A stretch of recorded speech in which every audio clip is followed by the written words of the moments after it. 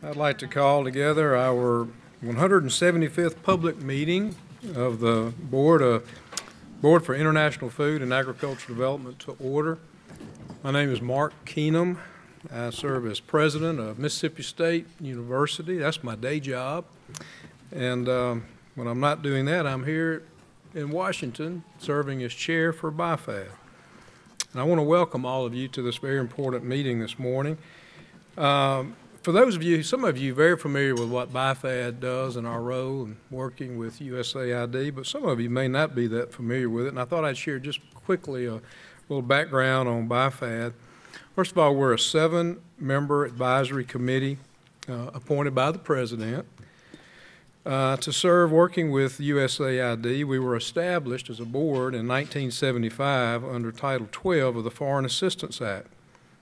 BIFAD members are largely drawn from the U.S. Academic community. The Title 12 amendment to the Foreign Service Act mandated that USAID mobilize the talents and expertise of our U.S. university community to solve pressing challenges in international food and agricultural development. As such, we're very pleased that the USAID administrator, Mark Green, who was here with us yesterday, asked BIFAD to advise him on 2 challenging related issues to implement within the U.S. government's global food security strategy. One is youth engagement in agriculture, which we spent a very productive day yesterday talking about the importance of engaging youth. And the other is resilience. And BIFAD has responded to the administrator's request by convening public meetings, again yesterday, and as we are here today.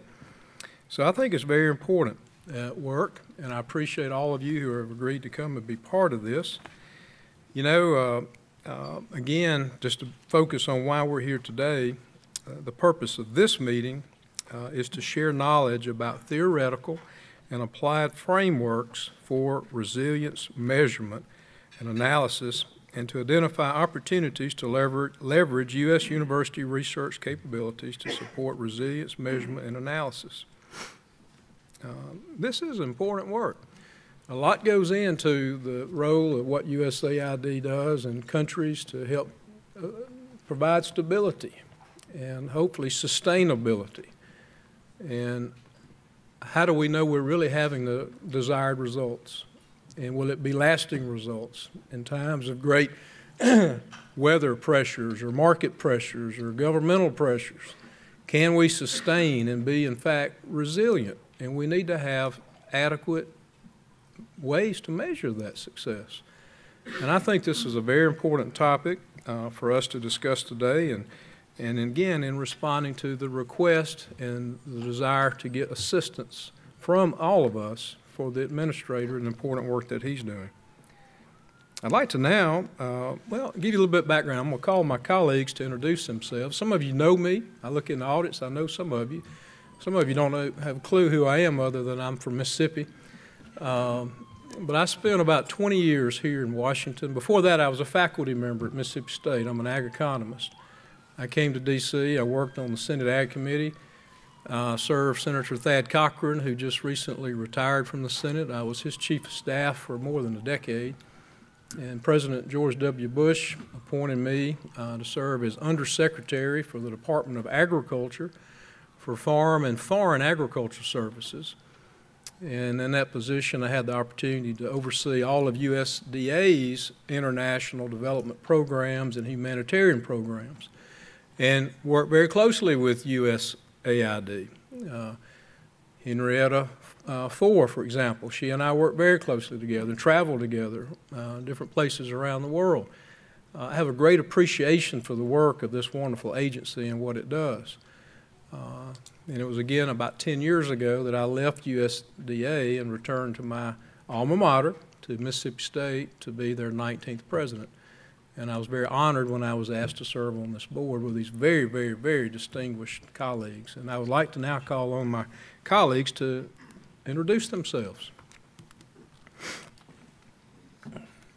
Well, the BIFAD board. Right. Oh, we're going to start at my end. Okay. Sorry. We should have compared notes. I'm Jim Ash. I'm from Kansas City, Missouri. I grew up in rural Southern California and moved to the Midwest many years ago and have always been involved in some fashion in agriculture and the development of both markets and technologies. I am a lawyer in private practice, and I represent several large agricultural businesses and work with them in their capital markets and acquisition phases as they grow. So one of the things that I have been asked to bring to BIFAD is sort of that concept of how does the public-private sectors fit together? What can we do with both kind of quasi-public groups that are fit in between the two? And how can we better inform USAID and answer their questions about the application of the various things that they support, both in the U.S. and around the world? Good morning. My name is Pamela Anderson. I'm trained as a vector entomologist and epidemiologist, and when I was 20, I went to Latin America and essentially never came home till a couple years ago. So I spent my whole career overseas applying my technical education to productivity increases for smallholder farmers. In the first part of my career, I was with the national programs in Central America, and then I moved to CIAT and joined the CGIAR. I was actually doing bean research, and I had the great privilege of working in the community with Jim Beaver and Juan Carlos Rosas. So I'm very excited for you this morning and proud of the great work you've done. And then in the international community, I took on more administrative and leadership roles as the Director of Research of SIP and the Director General, and then came home and worked for 2 years for the Bill and Melinda Gates Foundation and ran their egg program. So I was most of my career a recipient of USAID funds. It is now my honor to be on the advisory board and work with these wonderful colleagues, and thank you for being here today. Good morning. My name is Wadet Cruzado. I'm president of Montana State University and a member of BIFAD since the year 2013. This is a happy day indeed today. If you detect an accent, it's the mic. The accent comes from Puerto Rico, where I was born and raised, and therefore it's an incredible privilege for me to have our colleagues from University of Puerto Rico and from Juan Carlos Zamorano as well. Montana State University is the land-grant university of the state of Montana. It's also the largest university in the state with almost 17,000 students, and it has also the largest research endeavors. One of our points of distinctions, of course, is that makes us feel very, very proud is our agricultural research. And in the audience today, we also have extraordinary colleagues who have come to Montana State and who have incredible collaborations with our faculty and researchers. Thank you for joining us this morning. I'm Brady Deaton. I'm an agricultural economist, and I've served on the faculties at the universities of Tennessee, Virginia Tech, and Missouri since 1989, where I was chancellor for almost 10 years, and have served as BIFAD chair starting in 2011 until this transition. So very happy to work with my colleague in my profession of agricultural economics, Mark Keenum, and colleague on the board of the Southeastern Conference and fellow leader of universities with others. So it's been a pleasure to, and it is a real pleasure to, today is a real celebratory day for a lot of us, I think. So great to be with you. Hi, good morning. My name is Richard Lackey. I'm originally from Georgia. I reside in Colorado now, so I have a little bit of redneck and a little bit of cowboy. I spent about 8 years in emergency medicine and about 25 years in asset management. So the lens that I come through is a little bit of the science side and more so actually on the investment management, the application of what we do to help build business and to bring people from subsistence into middle income, to help in that transition to apply what we do here into the marketplace. So I'm delighted to be here. This is my first meeting, so I'm just glad to be here. Thank you. Okay. I share that distinction with Richard. It's also my first BIFAD meeting as well. So I've enjoyed yesterday and I'm looking forward to today. We have one other BIFAD member who was not able to be with us, and I know we're going to miss him terribly, and that's Dr. Gabissa Ajeta. He is the distinguished professor from Purdue University that many of you know. He unfortunately couldn't be with us. And I also want to welcome, speaking of not being able to be with us, we have a lot of other people who would like to be here, but they can't for many reasons, and we have a a very robust online audience who are viewing these proceedings. So I want to welcome all of our online viewers. I also want to take the opportunity to introduce someone very important to this meeting who put a lot of work into organizing this and does a lot of work with this board, and that's Dr. Clara Cohen, who's right here. She is the Executive Director and Designated Federal Officer for BIFAD here at USAID. She serves as the liaison between the board and the agency and helps to enable us in all the important work that we do. She also has the responsibility of making sure that we adhere to the provisions set forth by Congress in the Federal Advisory Committee Act, or FACA. It is to meet for all the meetings that we do with BIFAD. So in compliance with FACA, we will have a scheduled time for a half hour of public comment this afternoon at 4 p.m. to offer the public the opportunity to provide comments about topics being discussed here with this board. For members of the public requesting time to make a public comment, you'll be allowed to do so. As per FACA, the minutes of the meeting will be prepared and will be included as a description of all the matters discussed and any conclusions that were made by this board, and will be available within 90 calendar days and will be on our BIFAD website. It's now my great pleasure to introduce someone very important to USAID who does an outstanding job for this agency and has for her career, and that's Dr. Beth Dunford. She is the Assistant to the Administrator in the U.S. Agency for International Development's Bureau for Food Security, as well as the Deputy Coordinator for Development for Feed the Future, which is obviously, we know, the government's most important global hunger and food security initiative. Please join me in welcoming Dr. Dunford.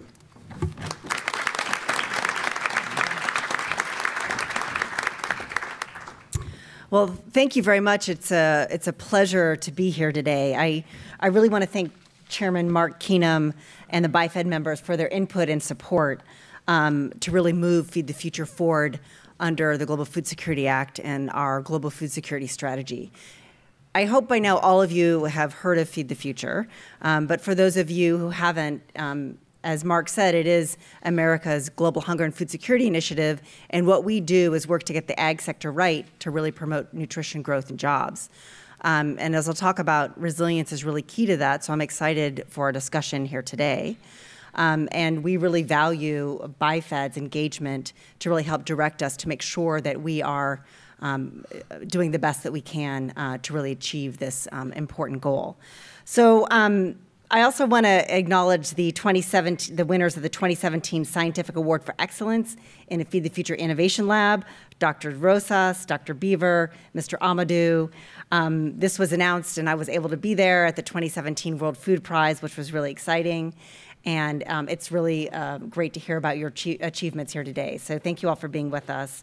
And again, I want to thank the BIFAD for convening around resilience, which is such an important topic for us.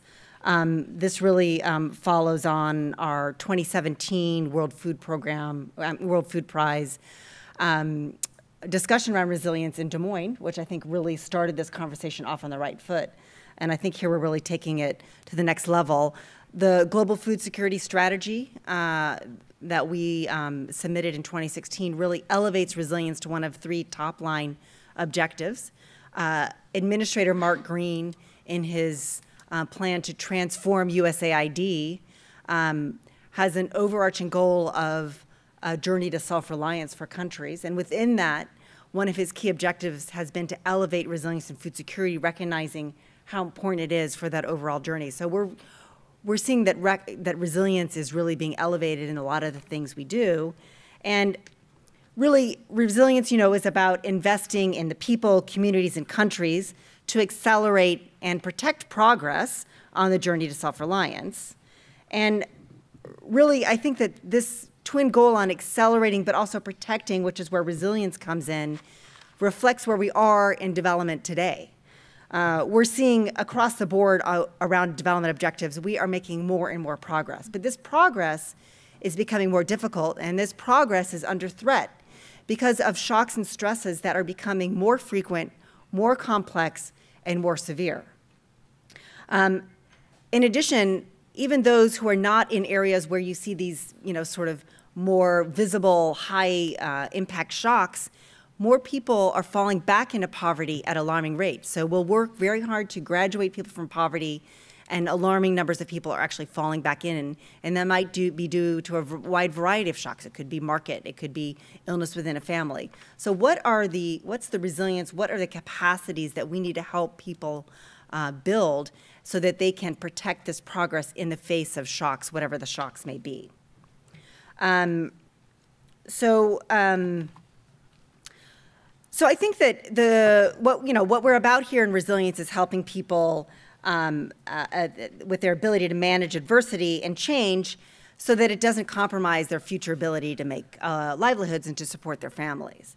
So this source of this ability, this source of resilience, it really varies by context. And I think that this is where resilience measurement comes in and why it's so important and what we're here to discuss today. So we need to understand which sources of resilience matter most in which context and have the information and data around that and understand it, and also which sources of resilience really transcends different contexts. We need to learn more about that, and really happy to have you all here to discuss that today. Again, this is really an urgent issue with humanitarian assistance needs at an all-time high, and we know that investing in these resilience capacities up front can really save a lot down the road to prevent a crisis, which we're really looking at. We've seen that our approach to resilience can work. We now have the data. We're able to measure how it works, which is super exciting. We saw in Ethiopia in 2016 when there was a 50-year event, a 50-year drought in 2016 in the lowlands of Ethiopia. We saw that the households and communities that we'd been able to impact, we'd been able to address, been able to reach with our resilience assistance, were able to maintain their food security status through this great shock. We saw households and communities outside of that area see a precipitous 30% decline. So that's a real impact of our work on resilience. How do we scale that up? How do we understand it better to make it go more places? We've also seen similar results from our work in the Sahel, seeing in our midterm evaluation from our programs there that families and communities that had received our assistance then were able to maintain their assets through shocks. So again, the scientific community, the U.S. university community is really important, has really helped us better understand what we're after and to be able to better hone our programs.